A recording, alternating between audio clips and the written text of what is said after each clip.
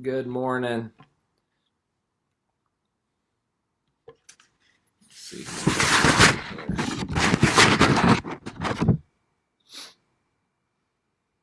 Hey, Brandy, Jason, and Lynn. Good morning. Rebecca. Hey, good morning. Praying for you and a lot. And Susan, Mindy, Dawn. All right, I'm giving everyone a minute to jump on here. Man, that sun is coming up outside my office, y'all. So love it. But I hope it's not giving y'all a glare off my bald head. All right. Hey guys, it's about 8:01. I'm just giving folks a quick minute to get on here.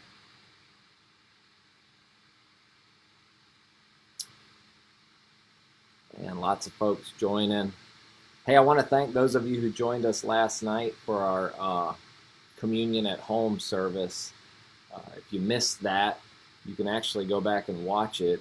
You want to kind of fast forward about 5 minutes because we went live about 5 minutes early just so folks could jump on and did communion with wow, there were hundreds of people that were involved with that. So powerful time. You can go back on, I think it's on, my page and the Quest Church page and view that. All right, I'm going to get us started as more folks jump on here because it's 8:02 and I said this would be 10 minutes. We've been trying to keep these to 10 minutes. My name is John Kenney. I'm the senior pastor of Quest Church. If I don't know you, it is good to have you with us today. Quest Church is in Grovetown, so when we do these, they're at 8 a.m. Eastern Standard Time every day. We're doing these Monday through Friday, so I hope that you'll join us. I have different pastors from our church at Quest doing these every day. I'm doing some of them. Other folks have been doing them as well, and thank you for joining in. Our hope with these and our desire is to really just be encouraging and build each other up during a difficult time that's going on in our community, our country, and our world. I wanted to also mention to you just real quick, if you are not watching our streams of our worship services, I want to invite you to do that. We have a new broadcast schedule for that because we've been having some streaming problems. So we're going to be broadcasting on Saturday at 7 p.m.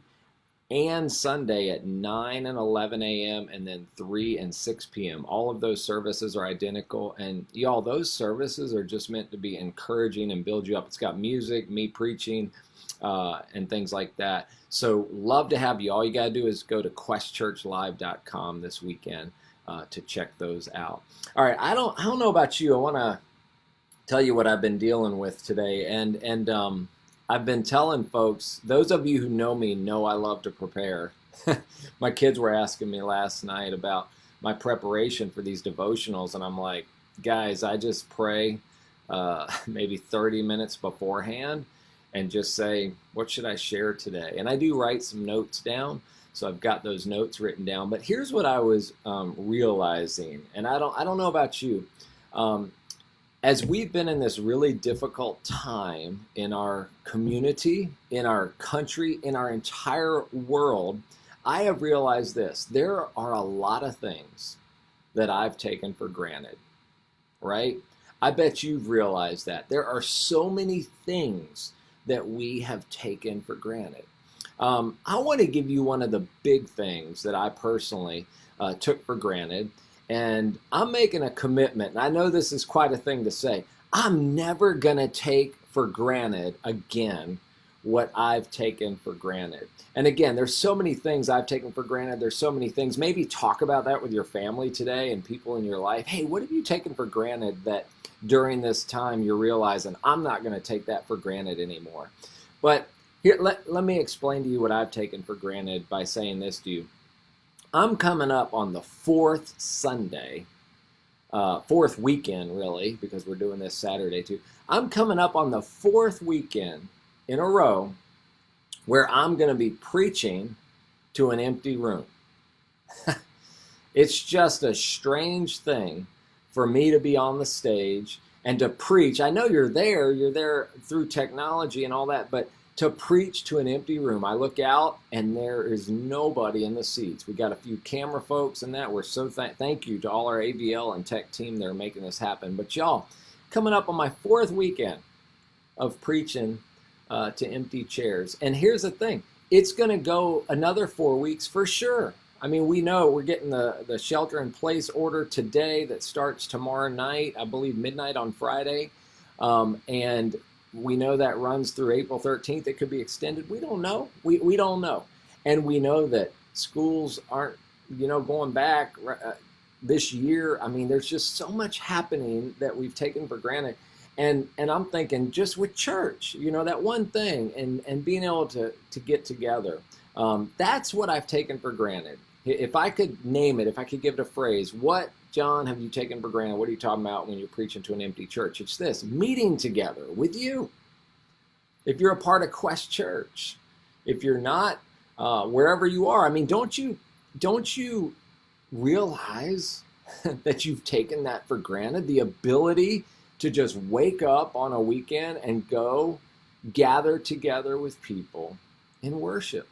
And sometimes, it's too nice out today. It's raining today. I don't feel like going today. How are you going to, I'm sure that'll happen again. We'll have days like that. But man, taking it for granted is certainly something I've done, right?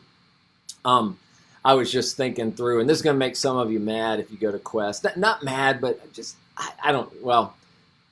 pulling into the parking lot, seeing other people pull in, right?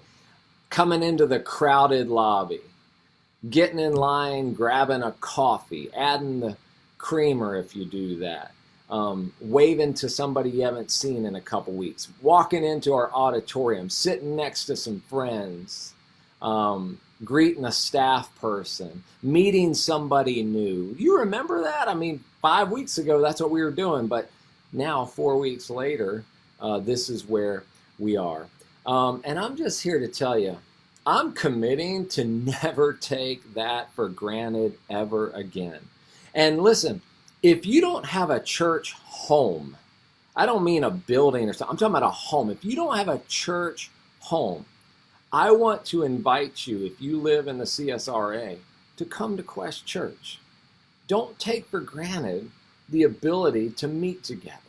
And if you don't live here, or Quest isn't the church for you, whatever, then find a place where you can gather together with people when this is over. We're gathering together technologically right now, but when this is all over, let's make sure that we don't take for granted the ability to meet together.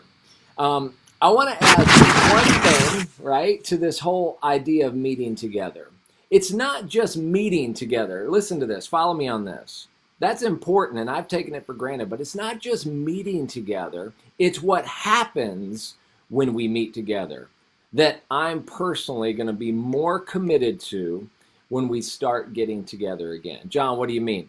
Well, when I thought about the fact that I've taken that for granted, meeting together and all that, a verse came to mind that I've heard many times, read many times. Some of you know this verse, some of you don't, but in Hebrews chapter 10 in the New Testament, there, verses 24 and 25, let me read to you what it says. It says this, and let us consider how we may spur one another on toward love and good deeds, not giving up meeting together, as some are in the habit of doing. Now this, I'm going to add a little parentheses. They were taking it for granted.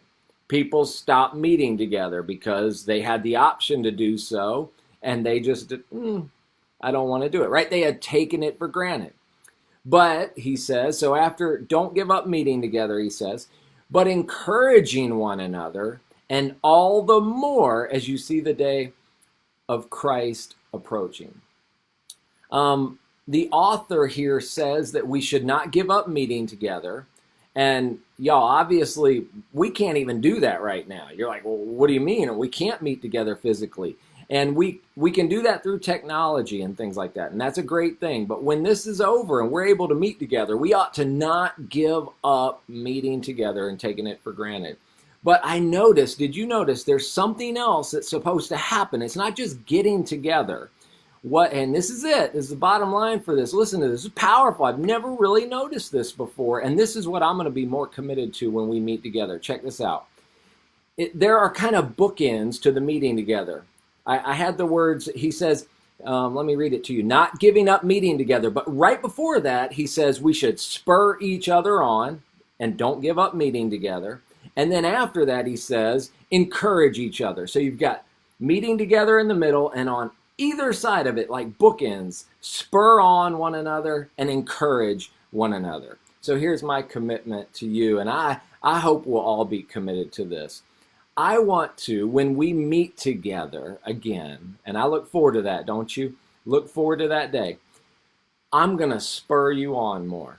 And you might say, John, you've done that thing. Well, I don't feel like I've done it enough. I'm going to be more committed and not take for granted the opportunity to be with you guys. And I'm going to spur you on even more. I'm more committed to that. And I'm going to encourage you. That doesn't mean I'm not going to challenge you and things like that. I'm going to do that. We should do that.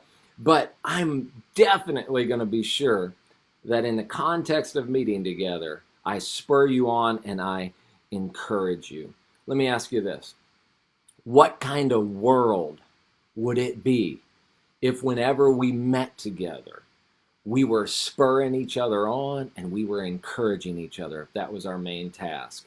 Y'all, people would come together and people would enter our churches. I'm talking about people who don't do church. And if that's you, I'm welcome. I'm so glad. And I hope you'll come when this is over.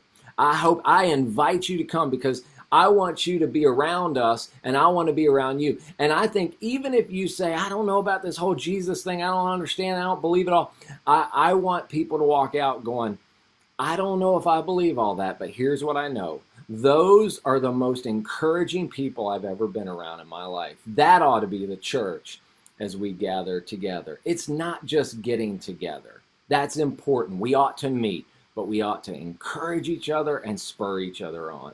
So that's my word for today. I hope that encourages you. Look forward to that. And y'all, we don't have to wait for that.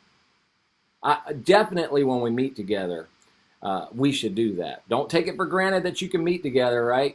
And then when we get together, let's encourage and spur each other on. But especially, even now, let's begin doing that. Find ways to do that, right? We can do that through technology, through phone calls. Y'all, maybe snail mail will come back. Write somebody a card and send it to them. I mean, how crazy is that, right?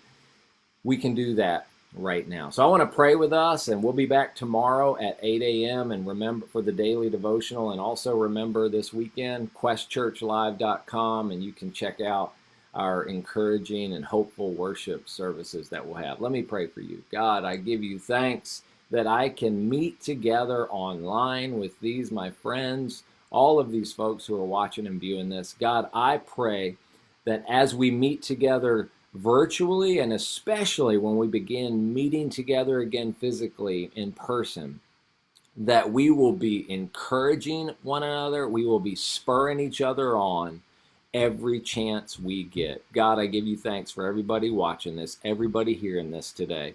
I love these, my friends, and I will never, ever take them for granted again. In Christ's name, amen. Woo! All right, getting emotional. Love you guys. We'll see you soon.